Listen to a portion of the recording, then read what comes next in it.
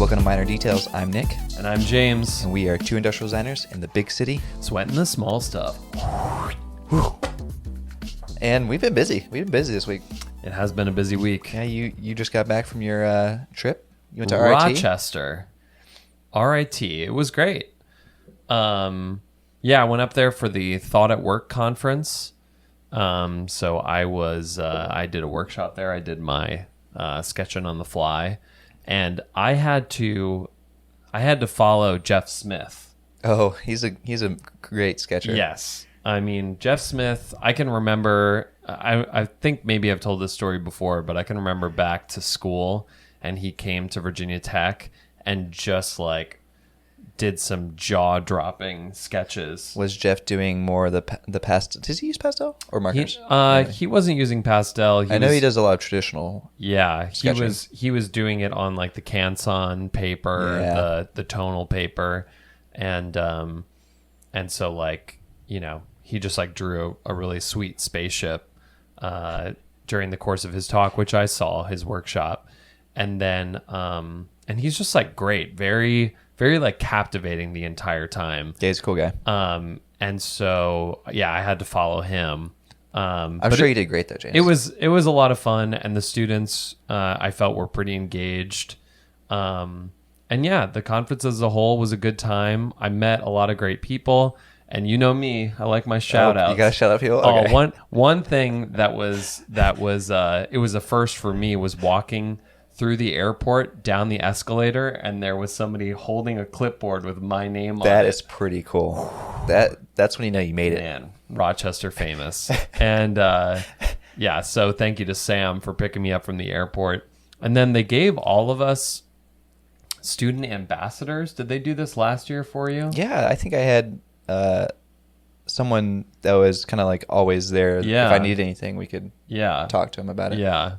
So Akachi, who had actually come to Square One and saw me talk there, he was my student ambassador, gave me some snacks. That's cool. To keep my blood sugar levels up. That is good. That's a good tip, because I know there's students listening that are probably going to put on, or there's some people that do put on their student run kind of conferences every year.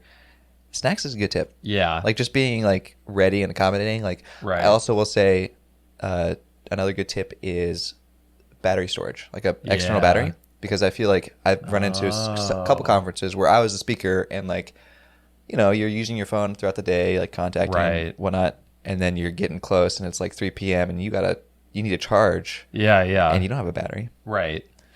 Yeah, it's, you know, I definitely like think about that because of how integral the phone is to my presentation. Oh, yeah. I think I only had like 15% left, like battery left.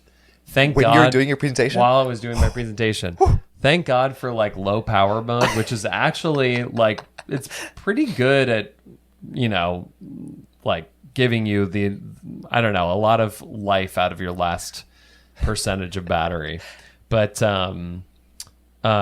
yeah, but so that was really cool. But I have to give a big shout out to Brian Madden and Steve Caruso. So Brian was another speaker there. He was also an RIT alum. Oh, that's cool. Okay. And he's done a lot of like retail design, and I think Steve as well. Like he does a lot of like booth design and things like that. Exhibition. So yeah, both of them kind of in like the spatial design area, the landscape. And they are both industrial designers, went to RIT, and like really took me under their wing for the weekend. Because I was a fish out of water. I didn't know anybody there. I mean, have you ever been to Rochester? I've never been to Rochester before. So it was really cool to have some people just be like, hey, come along with us. Yeah. You know, and there were actually some really awesome, like, I guess another graduate of the RIT program has started a couple restaurants in the area, and also this bowling alley. Oh, I went to the bowling alley. That bowling alley was so sweet. There's a fancy bowling alley in Rochester. Man, I need to look up. It's got ping pong. It's probably got foosball. Bowling Alley, Rochester. It's also like a I don't know bar, if we need to look it up right now. restaurant. I'm gonna let's see if we can get it. Radio Social. Oh, yeah, it's called Radio Social. If you're ever in the upstate New York area, check it out. Yeah, oh man, it was such a cool place. Because I don't know, like, you know, I'm coming in from the big city thinking, what's going on in Rochester? and this place was just so sweet. It's like, nicely designed, very nicely beautifully designed. space and everything. So yeah, Rochester's got some gems up there. It's a cool place. And then the other thing that was happening was they were celebrating the 10th anniversary of the Meta Project, which is a project that Josh Owen, I believe, founded for the RIT program, which is where they bring in like a sponsor to do a sponsored student project. And a lot of times they end up making the things that the students design, or at least like the winner. Yeah, I'm trying to think. I believe last year was Sesame Street. Yeah, Sesame Street. They collaborated with Sesame Street, and all the students got to go and work with the people there. I don't know what they created. I don't remember the outcome of the project. Yeah, I know in the past they've done like a restaurant experience. There's all kinds of stuff they've done. It's really cool student project initiative. And somebody that we've met, James Paulius, who is also he's a great designer, and he's a meme lord on Instagram. But he designed this blockatecture. Right, blockatecture for AreaWare, right? And that it's like was kids blocks, but it's like really nicely designed. It's like they're kind of hexagonal, and it's almost like a desk toy too. Yeah, I would love a set of blockatecture. Yeah, so it's a really cool project, and I think anything that exposes kids to the industry and how to actually get things made, and then how to present your work professionally, it's just like. It's an awesome opportunity. Definitely. And so, yeah, I got to meet Josh Owen, and yeah, I went to the exhibit for the 10th anniversary, which was in like downtown Rochester. That's awesome. So yeah, it was a full weekend. But yeah, a lot of cool presenters. If you go to their website, the Thought at Work website, you can check out the presenters and go check out their work. But yeah, it's a good time. And you came back, and then we did a collab critique. Yeah, co-critique. We went hard. Yeah, we made some kids cry. I'm just kidding. We didn't. No, we didn't. We tried. Yeah, we were critiquing. I believe it was like a senior level class. Or no, there's some graduates in there. Yeah, so it was grads and seniors. At Pratt. Yeah, so guy that I met originally when I was working at Lifetime Brands. His name is Alvaro Uribe. He's got his own studio, his own practice, and he was working there, like kind of pitching ideas to Lifetime in order to, maybe get some royalties, things like that. So he was an outside designer that I met. But he and I have stayed in touch ever since. I've done a critique of another one of his classes before. Okay. So this is the second time, and yeah, it was cool experience. It's always fun to kind of sit in and see how the students are doing. Right. Especially since we do have a large student audience. Right. It's fun to like get into the studio sometimes and just hang out with them for a bit. Yeah. I love the way that he formats the whole project. So the idea is that he gives you basically an area to design within. So whether that be like kitchen or gardening or whatever, and then he gives you a brand. Right. And I think that is like such a valuable skill to learn in school, because I can only recall one project while I was in school where that was kind of the prompt, and it was a very short project. But I feel like after school, that's your job, is interpreting brand into a product. Yeah. And I feel like what students often miss is that brand can be used to inform your project. Yeah, for sure. Like inform what ideas are appropriate for the brand. Mm-hmm. And then, yeah, like it can essentially help you weed weed down or, read Right. through your ideas. And Yeah, I think we had maybe one class as well where we had to take a brand and do something with it. yeah.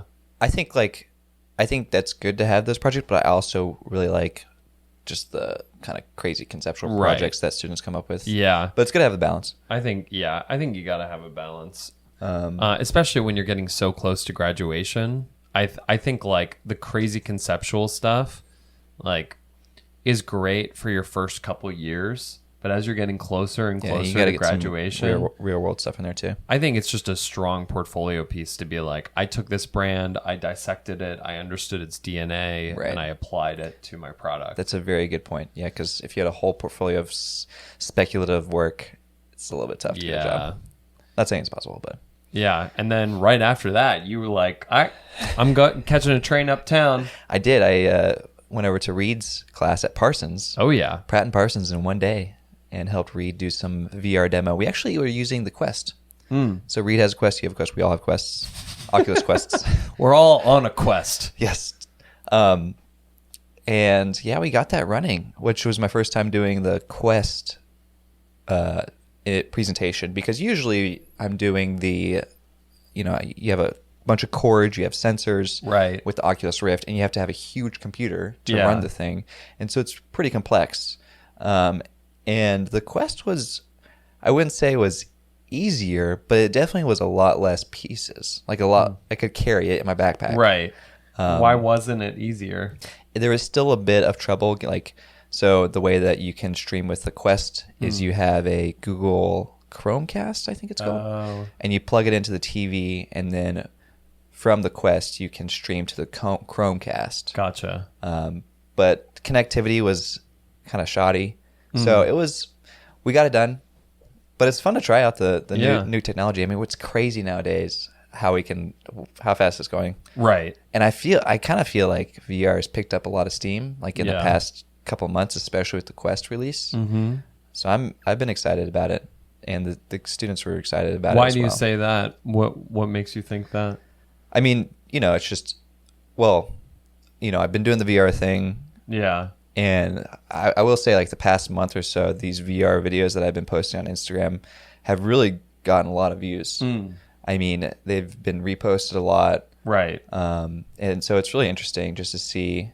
And these are the VR videos where I'm superimposing myself into Gravity Sketch. So it looks like I'm just sketching actually in the air. Right. Which is not really how it works, but right. It's the best way to convey it visually. Right? I think, I think the way that you have formatted the new videos makes it just like a lot more compelling and captivating because you are just sitting there. Right. It looks like future crazy stuff, which it is. Like, it feels futuristic when you are actually in VR, but there was never a good way to really show it. Right. Until now, where I figured out how to green screen it in. Yeah. It's pretty wild. It's crazy. I mean, I have videos on my account that, 100,000, 200,000 views, but the ones that get reposted have like 1 million views. Damn. It's crazy. This is like, I feel like this is future Bob Ross.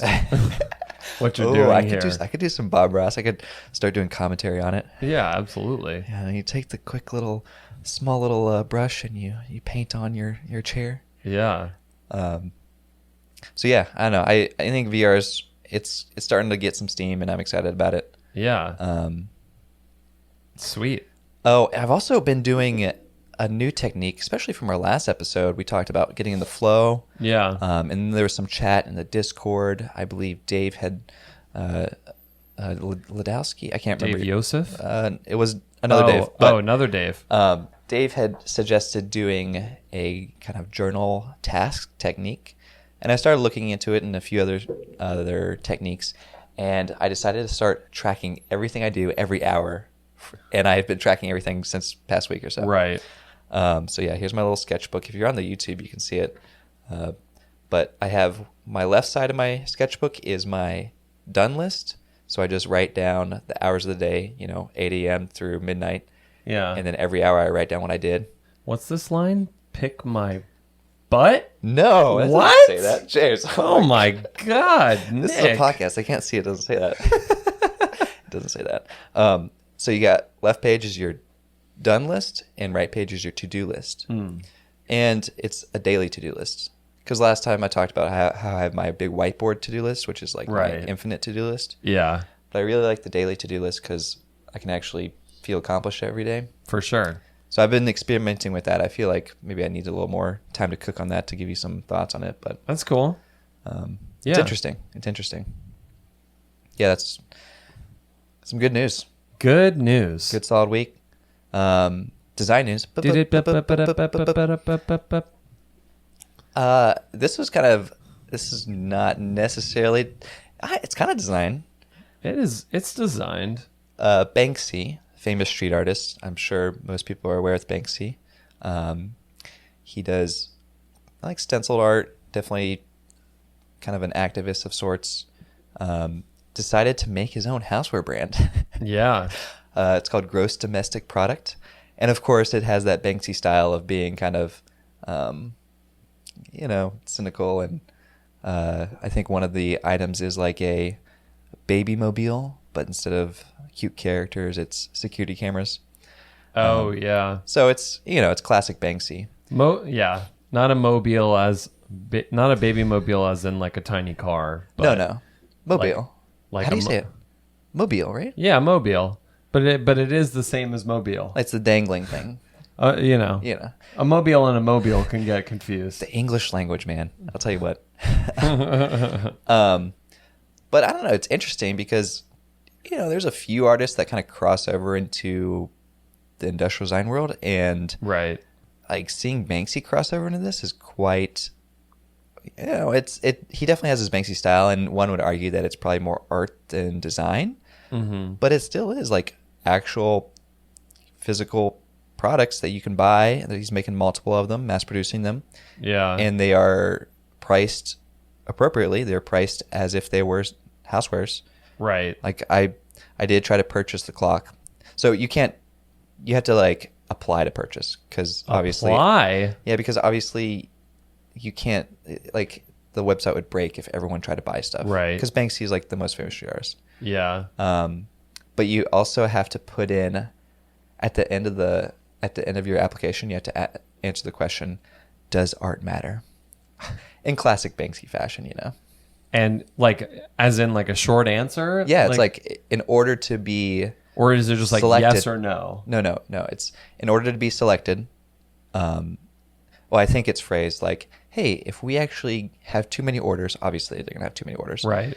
In order to be selected, please leave your answer to this question. And so you have to answer the question. Does art matter? Okay. So how much did you write? I wrote like one sentence. A man of a few words. And you're like, yeah, sure, I think it does. Thanks.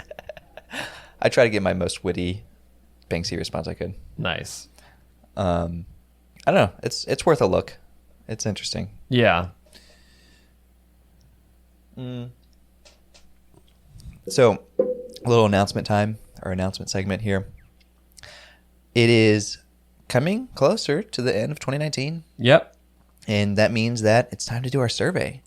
Last year we had a survey where you guys were very gracious and gave us your feedback on the podcast. Oh, yeah. And answered a bunch of questions, and it was really helpful. So we definitely appreciate it.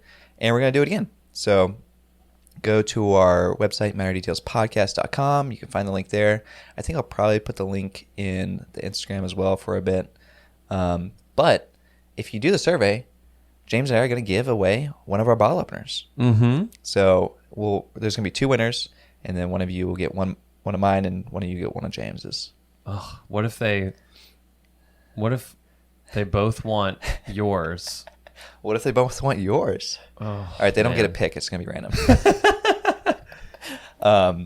But yes, there will be a prize. So go and do the survey, and it really helps us out. So we really appreciate it. Yeah. And then also buy a pen, guys. I forgot to go grab one for the YouTube video. You know what it looks like. Wait, how do we gang sign for the doctors? Yeah, the MDs. Yeah. MD crew. Buy a pen. It helps out the podcast. Again, you can find that on matterdetailspodcast.com. And then, of course, you want to thank our partner, Let's Design Daily. If you aren't following them, they are a design Instagram and blog that post great design work daily. So they are what they say. This is not it. Well, James mistyped something, but here we go. That's it. Yeah. So Less Design Daily is always posting great work. So support them because they support us. But yeah, it's time. It is time for the topic of the day. The topic of the day. Man, we need a soundboard. Oh man. Oh, I think if we got a soundboard, I'd have to keep it on my side of the table because I know you would just be clicking buttons all the time. I can be reserved. We should actually kind of look into a soundboard. Yeah, come on. That'd be pretty cool. Go. Just topic of the day. So what is it, Nick?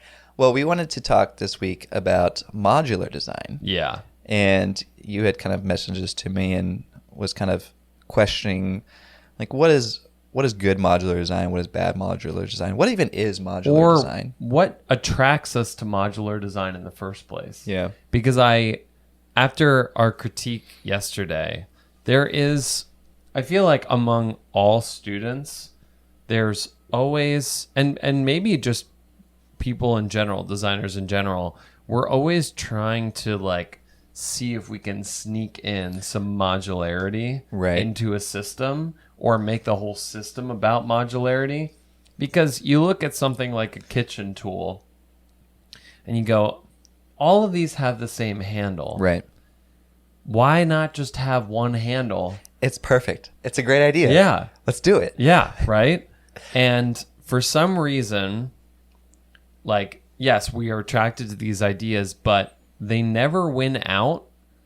And it's hard to say like why exactly, but most of the time they just don't. They're not the idea that makes it to the end. And I feel like there are actually a lot of good reasons why. Yeah. Like for particular items, but there are items that are modular, that in which modularity works in their favor. Yeah. I definitely understand the entire idea of being in school and wanting to add that modular aspect or that dual functionality, because I know dual functionality or like multifunctionality kind of goes along with that. Yeah. I feel like that's a common like young designer thing to do. Right. And I definitely did it, and I still kind of do it. Yeah. To some degree, but I've really been trying to pull back on it. Right. And I don't know why it is something that we think is valuable. And I feel like maybe it is valuable in some circumstances. Or is it just the pure like novelty of it? That's the thing. It's like, is it novel or is it actually valuable? Right. Yeah, I mean, I think there's like some good examples of modular design. Mm-hmm. I feel like the thing that comes to my head is just IKEA. Right. And, maybe it's just because it's like accessible and you can easily go back and get another piece. Right. I had these like IKEA, I guess it's like a shelving system / drawer system. I think it's called the IKEA Aket. Yeah, that's what I got up right now. So if you're watching on the YouTube, you can see that. It's super simple. It's just boxes. Like it's a cubic foot and it's a shelf, like a cubic box. But then they have like one that's like a 2x4 and it's like a drawer. I wonder if the reason that this works is just like the pure simplicity of it, and also the fact that it's this thing that you install and then you leave it alone. Like when it comes to like tools and or kitchen, well now that I'm thinking about it, it's like you can get kind of like those screwdriver sets. Like that's kind of a modular design. Like the whole like interchanging the tool bits. Right. And like even with drill bits, you can have like your whole case of drill bits. Right. But I don't know why it is that like if you go into a kitchen, if you saw a similar system, you'd be turned off by it, maybe. I think part of the the issue. Well, the thing about the IKEA stuff, is you set it and it's done. You set it and forget it. So it's modular in the sense that you kind of select it, like it fits every space. Yeah, but it's not modular in the sense that you can you're not going to rearrange it every week. No, like I bought these, a cabinets, and 2 years later they're the exact same. Like I still have it set up in the exact same way. Yeah, I mean, I could change it if I wanted to, but it already fits in the space that I'm in. I haven't moved spaces. So. Right. Yeah, I don't know what it is. Maybe it's like,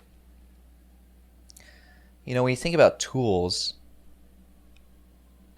I think modular systems and multifunctionality is good for someone who is an infrequent user. So, if you are, just doing some random home improvement, stuff that doesn't happen but every other month, that modular screwdriver will be helpful. Like you can go and you can swap it out for that one screw you have to put in. Yeah. But if you're a woodworker or a handyman, you definitely don't want to be swapping that thing out all the time. Yeah. So I wonder if it's like a frequency of use type of scenario. That would make sense because it would just reduce your productivity. And Is that the idea? I think maybe that's why the idea of the kitchen tool modularity idea doesn't succeed, is because kitchens are frequently used, and the market that it is infrequently used is much smaller than it would be if it's like a tool or something. Right. I do think there are some more obscure kitchen products like the Magic Bullet. Are you familiar with the Magic Bullet? I'm familiar with the Magic Bullet. It is the famous blender that has been posted on QVC like a gazillion times. Oh my God. Home Shopping Network. I used to watch this infomercial. too. I used to wait for it. I did too. Isn't that weird? Like I was a kid and I would watch this infomercial so many times that I knew like what they were going to make next. Yeah. I knew it was omelet time, and then they went to smoothie time. I mean, this was like normally at like 2 or 3 in the morning. Yes. Yeah. I remember this was like after you couldn't sleep, so you like flipped on the TV. Yeah. This was after watching Adult Swim, like the anime block. And then Magic Bullet would come on. I'm glad we share this experience, James. And so, yeah, I wonder can we get...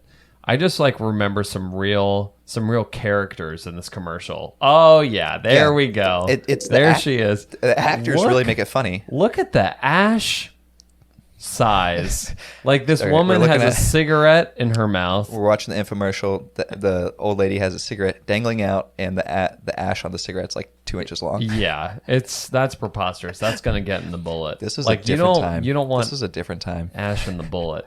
But yeah, this was like the greatest infomercial of all time. I bet they have the entire thing on YouTube. Oh, for sure. But anyway, we digress. But yeah, it had all sorts of attachments to it. But I don't know. But that's the thing is like, so I was thinking about this the other day actually, because there's this category of product that is like the QVC infomercial product. Yes. And the reason that it sells is because there is all of this time to explain and sort of entertain. Right. Whereas one of the things that you find out about customers is that like they spend an average, like when they're going through the supermarket or whatever, or Bed Bath & Beyond, they spend an average of maybe like 1 to 3 seconds looking at something, trying to understand what it is, trying to understand how it's valuable to them. Right. And if they can't make sense of it, they're not going to buy it. I mean, the interesting thing is it's changing a bit, especially with Amazon being the main, for a lot of like commodity products. Yeah. Like, I don't think anyone's going to go to Walmart. Well, people do, but go to Walmart and buy a blender. People are probably going to do that kind of product searching on Amazon. Right. Which does get back to the infomercial point of like, well, now people have a little bit more time. Yeah. They're sitting at their computer. They're not probably going to spend 3 seconds on it. They're going to read the details of what it can do. Yeah. The nice thing for UX UI designers is that a lot of times their products, when you boot them up for the first time, you get this like little tutorial that you walk through in order to understand all the features. And it's like, once I was thinking about this, I'm thinking about the future, Nick. I'm future casting. All right, let's hear it. Will.i.am over here. All right, I want to hear it. AR glasses, when you get a new product, the AR glasses are going to lead you through That's beautiful. all of the features of your product. So I feel like there's all this talk within design of like customers won't understand that, or like that feature is useless because they'll never use it. Well, or that feature is useless because it's not able to be communicated right in those 3 seconds or 30 seconds right. of the product description or whatever. Yeah. So I think once we get into the AR world, then it's going to be a game changer in terms of like people's understanding of a product when they purchase it. But anyway, I digress. We digress. I mean, I think there's definitely many examples of these QVC things. I think, what does QVC stand for? Because I'm sure that we're losing people when we say QVC. QVC. It's a channel specifically made for infomercials. What does QVC?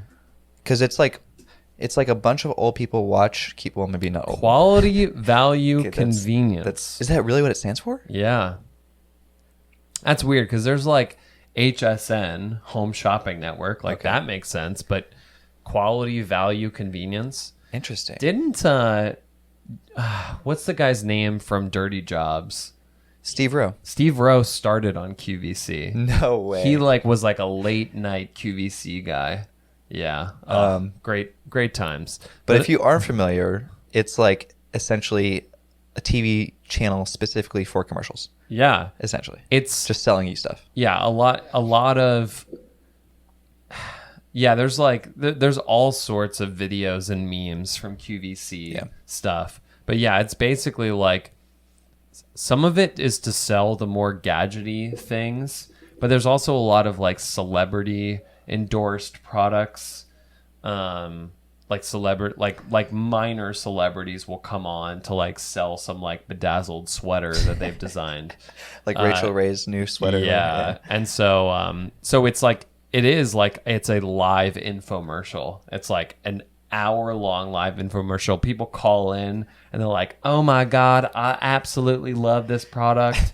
Like, you are the best." I think I'm going to post up the infomercial for the Magic Bullet, and I want everyone to go watch it. Yes. But I know, like, when I was a kid, we bought a few of these, like, crazy, modular, multifunctional things. Right. I feel like we did use them, though. For how long? So the one I remember that we got was the Total Gym.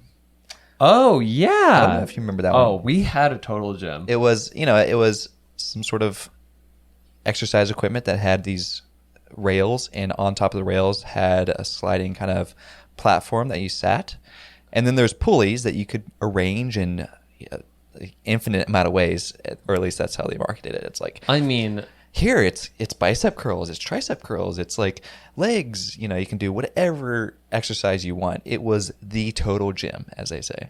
I mean, Did you use it? Did you use it? I did use it a little bit. It's actually, I would say that of the like infomercial products, it's probably one of the more robust. Yeah. And like, it is probably actually like a good product.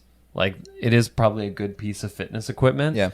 But when you've got Chuck Norris and Christy Brinkley as your spokespeople. Chuck Norris was the spokesperson? Chuck Norris, the Texas Kung Fu master. Everyone knows Chuck Norris, right? And yeah, I mean, if you don't, Walker, Texas Ranger, come on. I feel like if you don't know who Chuck Norris is, you probably don't know what this podcast is either. No, probably not.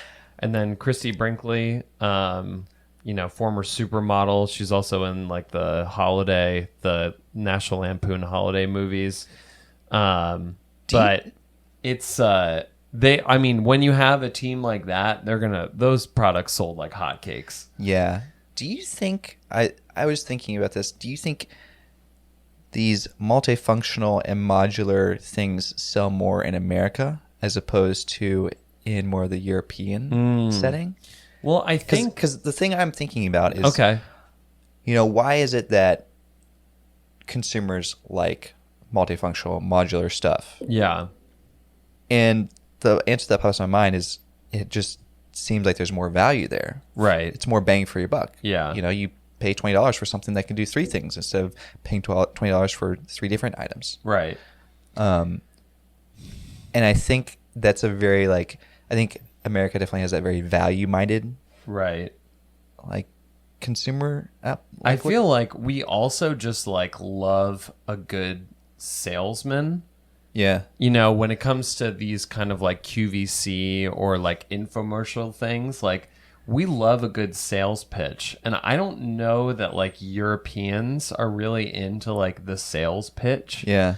You know, cause for us, I feel like it is this acting comedy routine that lures you in. It's a bit of entertainment. Yeah, it is entertainment.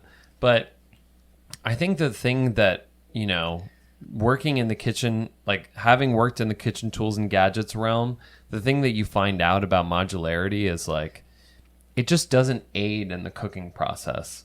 Because the cooking process is just this very messy, oh, I need to grab that, I'm going to put that down, grab that. And you just want your tools to do one thing really, really well. Yeah. Instead of trying to do a bunch of things relatively well. And I feel also it's a thing of where I think we talked about this before, the whole cinder block thing. It's you think you want these gimmicky things because they promise to do more with less. Right. Or for, you know, whatever, for cheaper.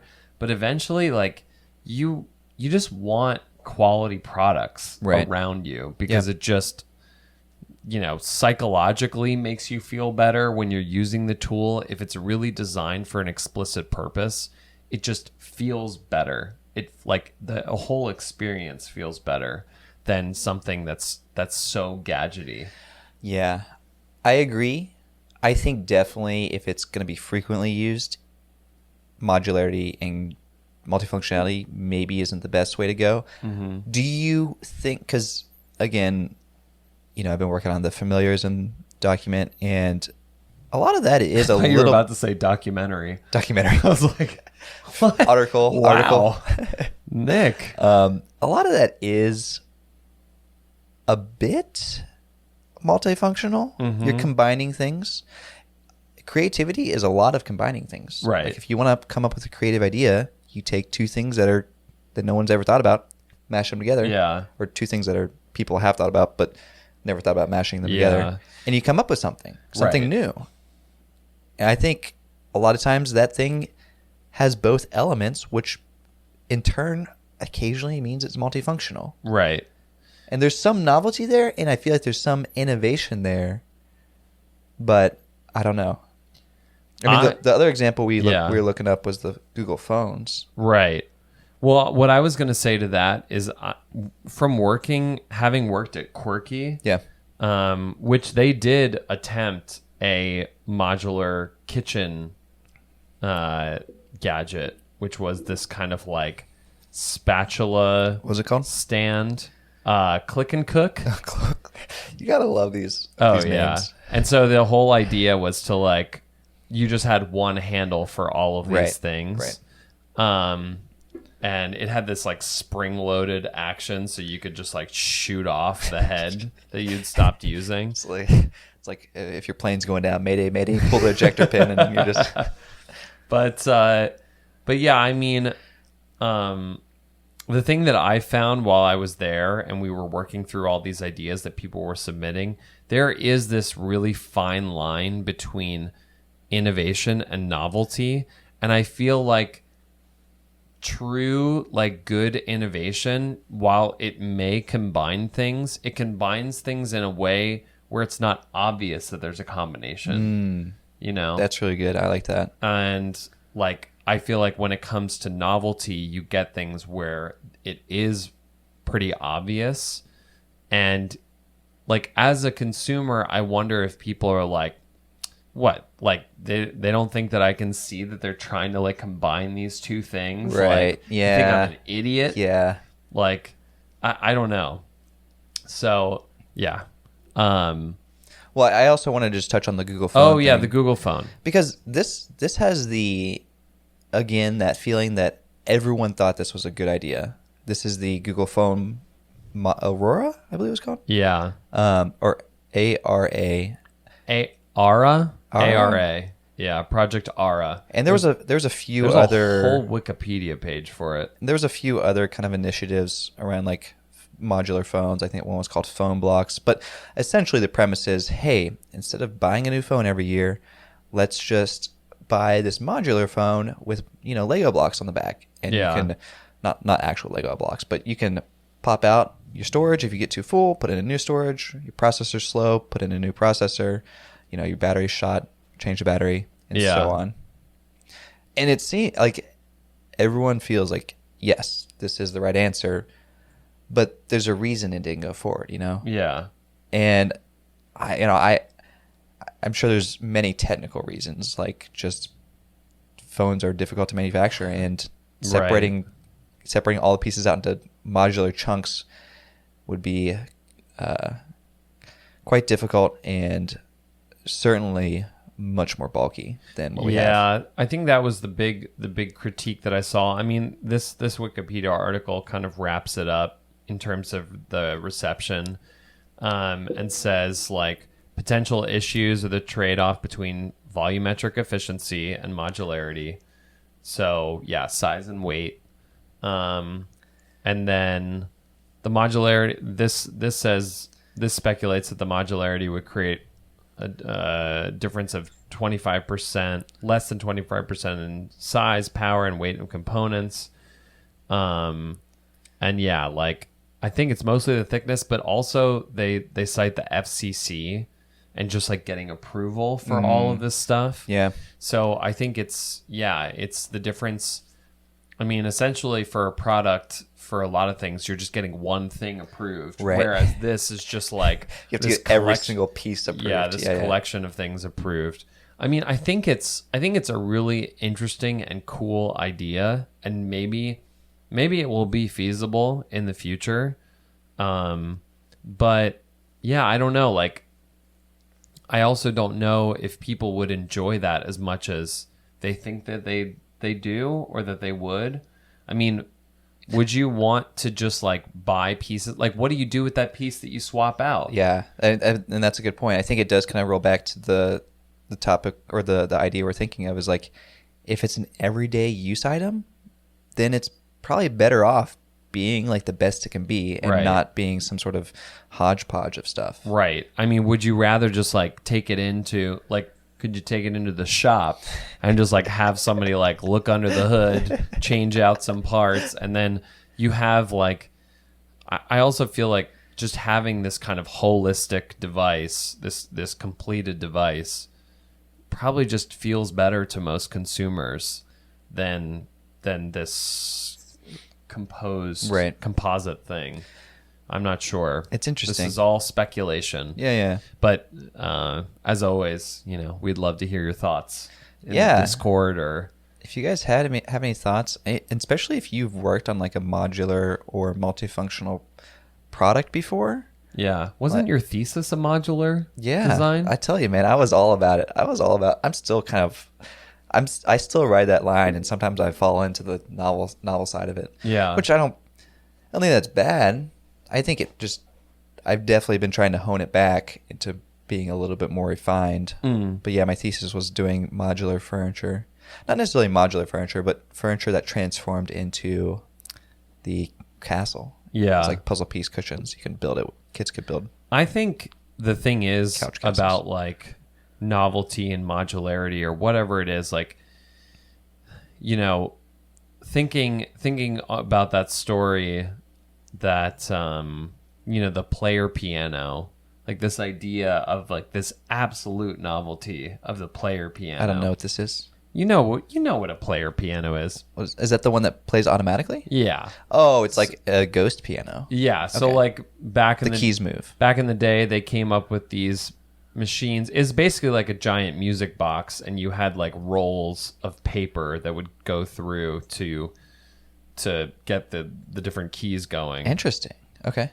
And so this absolute novelty, like, I saw this video, and it might have been from the series like Everything's a Remix, but that this idea actually, like, you can trace the computer chip back to the player piano. That's a good point. Like, just because something is crazy and novel and maybe this multifunctional, like, you know, abstrosity, what am I saying?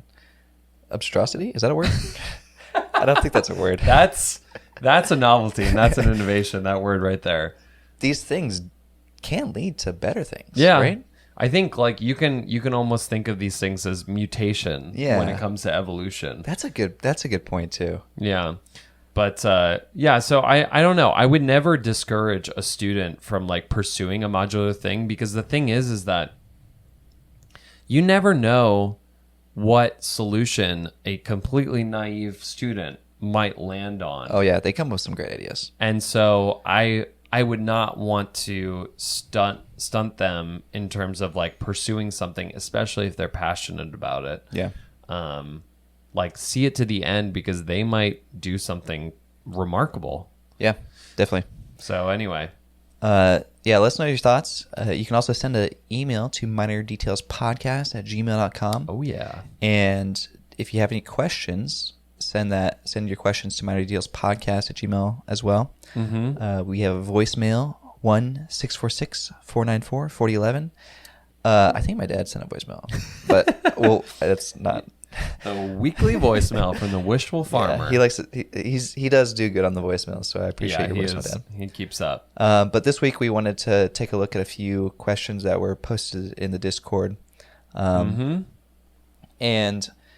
our first question comes from Brian Donlin, and they ask, is anyone worried about getting replaced by cheaper overseas design talent?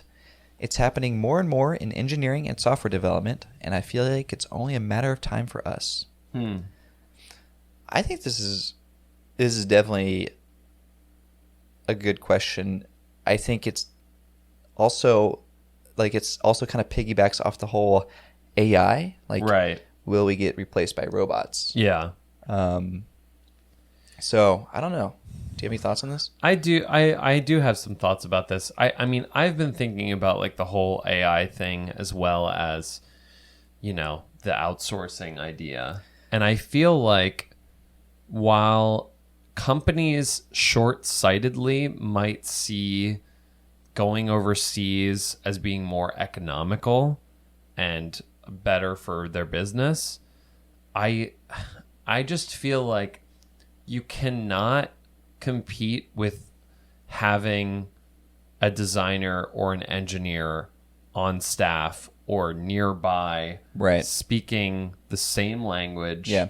You know, it's just, I mean, I've gone back and forth with factories when it comes to inspects and things like that, and it's a frustrating process. It's like, yeah, you know, and it almost feels like, if this company were in America, how long would this process take? Like, would it be so back and forth, or would it be? It'd take a day to figure it out. Yeah. But I mean, it's also a problem, especially in America going to manufacturing in China. It's just a time difference thing. Right. Like, you do have the language barrier, but it's also like you have to wait 12 hours for their work day. Yeah. So it is a very slow process. I do think there's a lot of, so I think one concern, so this was posted in the Discord and people were commenting on it. One idea they were talking about is having the industrial designers closer to the manufacturing actually is beneficial. Right. Being able to have the designer there, you know, if you outsourced all of your design and engineering to China, like the entire product development, then it is all contained. Right. And it's even more contained than, you know, maybe some of the U.S. people. Yeah. Because it's right next to the factory. And I don't know, it's going to be really interesting to kind of see how it evolves in the future. Yeah. I know one thing, I forget where I saw this, but I believe the industrial design jobs in China have grown exponentially. Right. Like, there's a lot of industrial designers in China that we obviously don't even hear from. Yeah. Yeah, they never return our phone calls. I call them every day. I'm like, how you guys doing? But I've started to see like Behance projects and Instagram. Like, there's some really great talent over there. Yeah. And it's true. Like, you guys, if you wanna keep getting a job, you better be on your game. Right. Yeah, it's definitely competitive. I mean, the American industrial design, industry itself is just competitive. Yeah. But I wonder about that. And well, the other thing is that how much longer is China going to be the manufacturing hub? It's moving. I think it is moving a bit away from that. Yeah. It's going to be pushed off to some of the other countries, maybe India and Africa and some of those places. But yeah, it's a fast moving thing. I mean, this is why I'm so interested in things like 3D printing and, rapid manufacturing becoming manufacturing. Right. Because then, like, the only reason why this is at all a worry is because of the fact that the manufacturing is in China. Yeah. Because if it were in America, we wouldn't be worried about this necessarily. And so I just think that it's kind of a moving target. Like, you can't really predict what is going to happen because, like, how much longer is China going to be the manufacturing hub? And can we in America figure out an economical way to manufacture here? I think we'll get there. And I also don't want to worry the students. No. I mean, you do need to be aware, but it's not something I don't think is going to happen anytime soon. Right. But it's just going to be a movement. And I think, to your point, the proximity thing is still very valuable just to have, U.S. companies can have an in-house designer, and that is a very valuable asset. Yeah. I don't think we're going to move away from that anytime soon until we get to virtual reality. Right. And then it'll be more ambiguous. But I don't know. That was a good question. Definitely let us know your thoughts in the Discord if you have more thoughts on that. Definitely thought-provoking. All right, we got another question. You want to read this one? Yeah, sure. Marvell asks, your thoughts on design that leads to a cult following. Is it a good thing, a bad thing? Does it matter? Design that leads to a cult following. I mean, there's the one company I think of, Apple. Yeah. That's a pretty big cult following. Right. Yeah, I mean, is it a good thing, a bad thing? I think probably a little both, right? Right. Obviously, if you are a part of the design team, like, that's great. Like, you created a design that was so amazing that people, like, have a cult following around your company. Right. Is it a bad thing? There might be some negatives to that. I know that obviously when you and I fanboy out, or I fanboy out, you just critique my fanboy. Yeah.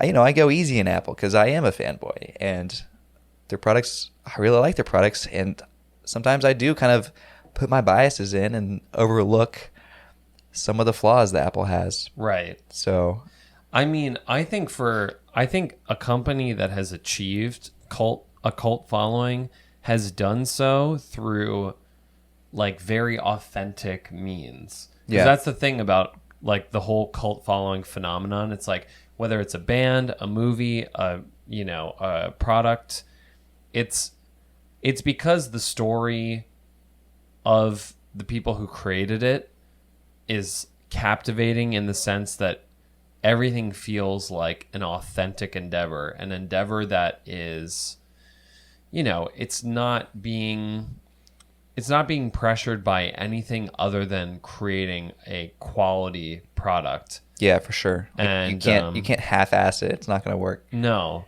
So I feel like it's actually, I mean, I feel like many companies probably try to achieve that cult following because, you want people to think that you're authentic in your endeavor to make good product. It's kind of counterintuitive. It's like, if you're trying to, like, hack it or form a cult following, it's actually detrimental to your right. It's much better just work slow, build a great product, and then it is what it is. You've built the rock solid foundation. Right. Because it's like Apple, we all know how Steve Jobs was Yeah. and unflinching in the pursuit of creating just great product. Like that was it. That was the byline. Like there was nothing else more important. And so because of that, it led to, you know, just the admiration of Apple. Right. Now, whether it still feels that way under the current regime, Right. you know, that's up for debate. And that's where like Google is really interesting because it does feel like there's this really authentic pursuit to do something like very human Yeah. in terms of tech. It's weird though. I mean, see, here's my bias again. You know. Yeah. I feel like Google doesn't have as much as that authentic story as Apple does. Because it started out as a huge company that started a hardware division. Yeah, it just doesn't have that like garage story. Yeah. And, you know, whether you like it or not, that origin story is a big part of a cult following type of, you know, endeavor, I think. Right. Is there another? Tesla has a big cult following. That's true. But Like- I don't feel like they have a huge origin story around that. They don't. No, I think That's a good point. I feel like the thing that people loved about Tesla was like, I feel like it was almost coincident with where pop culture was at the time because Marvel and Iron Man, like everybody started calling, I don't know who did it first, but people started calling like Elon Musk, like he's Tony like a Stark. real life Tony Stark. Yeah. And I feel like maybe it was just that the stars aligned in terms of like culture and then this like entrepreneur coming out. Yeah. And so like is that like because of that association, is that why we like Elon Musk? That's interesting. I feel like, yeah, you're right. I guess that's a good point because there's just a lot of factors that go into building that cult following. Yeah. I know that's a great question though, Marvell. We're not any professionals over here able to answer that, but it's something for sure that's getting me thinking. To get on the other side of it, of the like, if it's a bad thing, right. I think maybe it could be considered a bad thing because of the unflinching support right. of people who follow along, right. who are saying like, oh, I'll love Apple, whatever they do. Exactly. I'll love Tesla, whatever he does, right. you know? And so that can be detrimental. I feel like my mic is falling off the table. Oh, Jesus, mic's falling off. But yeah, I feel like that can be, you know, sort of a detriment. Just is it still falling, James? Is it good? It's fine. I've got it. Okay. I've got it. Don't worry about it. I'll just hold it.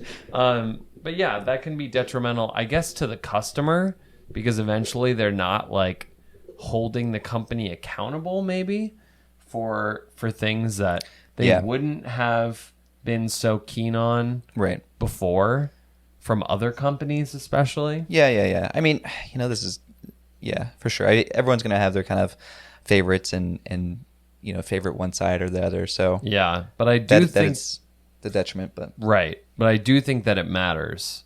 It obviously matters. Like every brand wants that. Every consumer facing brand wants that. They want that story. They want that, like they want the Nike story of the, you know, the coach at whatever college for it sure. was. Yeah, I mean, everyone they want wants the garage tech story. They want for they sure. want the rags to riches story. It's just a classic success story. Yes. Yeah, let us know what you guys think in the Discord and if you have any more thoughts on that. It's great. Yeah. Great question, Marvell. Shout out of the week. Shout out of the week. We got Hudson Rio. Hudson Rio Design on Instagram. And Hudson has been absolutely killing it on the Inktober front. Now, if you don't know, we're coming to the end of Inktober. Yeah, I've been very much trying to finish this one because have you done every week or every day? I haven't. I've done like every other day or every couple days. I have caught up on what I've missed out on. It's not perfect, but I'm trying. You know, it's tough, and Hudson Rio has been absolutely killing it. Yeah. Like, I don't know if he's Ooh, I like this Xbox controller. Yeah. I don't know if he's unemployed right now, but if he's not, then that means that he is taking extra time out of his day to just crank out some amazing sketches. Yeah, this is some good classic ID sketching. I would love to just like find out how much time this is taking him. Because like the sketch work with each, because every one includes multiple concepts and then one is rendered out. Yeah. And the line work, everything on each concept is just like, is beautiful. Yeah, if you want some delicious sketches. It's like the height of digital sketching. Right. Like this is a masterclass in that. So check out Hudson. That is at Hudson Rio Design. Mm-hmm. And we'll link to Hudson's Instagram on the website and stuff like that. But yeah. Shout out to KYOSHY the Kid for the intro and outro. Of course. You guys know what to do. Rate 5 stars on Apple. Subscribe Google. on YouTube. Oh, hey, we made it first $1 on YouTube. Yeah, we did. Last week we got over 1,000, which means we can monetize. Oh yeah, I thought you meant over $1,000. Yeah, we didn't even come close to that. No, not there. Yeah, we are able to monetize now. So, but very little. So buy a pin. But yeah, like, subscribe, Spotify, YouTube, Apple Podcast, Google Podcast. And if you can just leave us a little review on Apple Podcasts, it really helps us out. Yeah. It boosts those ratings. Yeah. And join the Discord. Yeah. Thanks for listening, guys. As always, I'm at Nick P. Baker. I'm at I Draw on Receipts. Peace out. Later.